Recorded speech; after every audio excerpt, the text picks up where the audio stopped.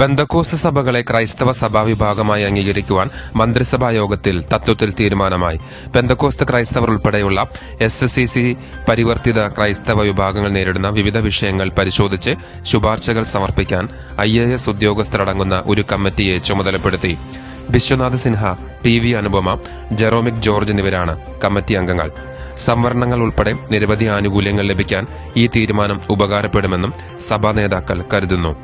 പെന്തക്കോസ്ത് സഭകളെ കമ്മ്യൂണിറ്റിയായി അംഗീകരിക്കണമെന്നും സർക്കാരിൽ കൂടുതൽ പരിഗണന വേണമെന്നാവശ്യപ്പെട്ട പെന്തക്കോസ്ത് സഭകളുടെ നേതൃത്വത്തിൽ കൌൺസിൽ മുഖ്യമന്ത്രിക്കും പ്രതിപക്ഷ നേതാവിനും നിവേദനം നൽകിയിരുന്നു. ആരാധനാലയം നിർമ്മിക്കാനുള്ള തടസ്സങ്ങൾ മാറ്റുക, കേന്ദ്ര സംസ്ഥാന സർക്കാരുകളെ ന്യൂനപക്ഷ ക്ഷേമ പദ്ധതികൾ ആനുപാതികമായി നൽകുക, ദളിത് ക്രൈസ്തവ സംവരണം അനുവദിക്കുക, വിദ്യാഭ്യാസ സ്ഥാപനങ്ങൾക്ക് അനുമതി നൽകുക, പാസ്റ്റർമാർക്കും സൺഡേ സ്കൂൾ അധ്യാപകർക്കും ക്ഷേമനിധി ഏർപ്പെടുത്തുക, സർക്കാർ ബോർഡുകളിലും ന്യൂനപക്ഷ കമ്മീഷനിലും പ്രാതിനിധ്യം ഉറപ്പാക്കുക തുടങ്ങിയവയാണ് കൌൺസിലിന്റെ പ്രധാന ആവശ്യങ്ങൾ.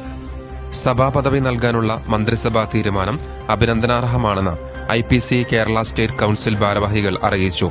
വളരെ കാലമായുള്ള ആവശ്യമായിരുന്നു സഭാപദവി അംഗീകാരം. സംസ്ഥാന സർക്കാരിന്റെ പെന്തക്കോസ്ത് വിഭാഗത്തോടുള്ള അനുകൂലമായ തീരുമാനം വിശ്വാസ സമൂഹത്തിന് ഏറെ പ്രയോജനപ്പെടുമെന്നും പ്രസ്താവനയിൽ ഭാരവാഹികൾ വ്യക്തമാക്കി. കേരളത്തിൽ ഒട്ടനവധി പെന്തക്കോസ്ത് സമൂഹങ്ങൾ ഏക നേതൃത്വത്തിന്റെ കീഴിൽ അല്ലാത്തതിനാൽ പെന്തക്കോസ്ത് വിഭാഗത്തെ സഭാപദവി നൽകാനുള്ള തീരുമാനം നിയമപരമായി എത്രമാത്രം സ്വാധീനം ഉണ്ടാകുമോ എന്ന ആശങ്കയും വിശ്വാസികളിൽ ഉയർന്നിട്ടുണ്ട്. കൂടാതെ ആസന്നമായ തെരഞ്ഞെടുപ്പ് ലക്ഷ്യമാണോ ഈ പ്രഖ്യാപനത്തിന് പിന്നിലുള്ളത് എന്നും വിശ്വാസി സമൂഹം സംശയിക്കുന്നുണ്ട്. News desk good news flash.